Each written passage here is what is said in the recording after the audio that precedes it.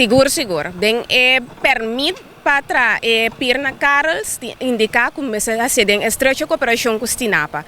Comunicação com o Marine Park Manager está tomando lugar basta frequentemente para evitar que bota falha com a lei. Esse está simplesmente nós sostener o projeto de sua forma que está atual, é algo que tem hope aí andando, não está seguindo todo o requisito, não tem uma lista basta extenso de requisitos não tem que ter conta com ele, então não está pagando atenção, não está ponendo hope atenção nessa aqui e também não está mantendo na mesma hope bom nessa aqui não também.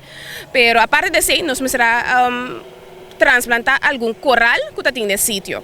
Hope ainda bisa ta coral ta pir, tem hope coral vai pir caba, pero essa aqui está na lanta de de um sistema outro, não está acostumado com quantidade solo, então no momento que você cambia essa aqui, esse também afeta.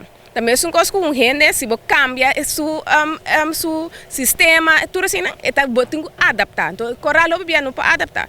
Então, o que nós fazemos, nós quitamos fora do sítio e ponemos em um sítio que está similar ao que não está atual, então para por recostumar com a área aí.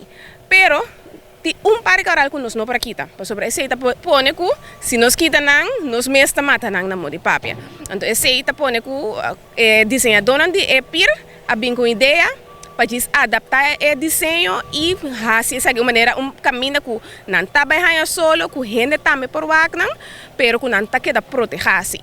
Então, através daqui tem estrecha cooperação junto com o Stinapa e desenhador e desenvolvedor mesmo de projeto para assim fazer o melhor para a natureza.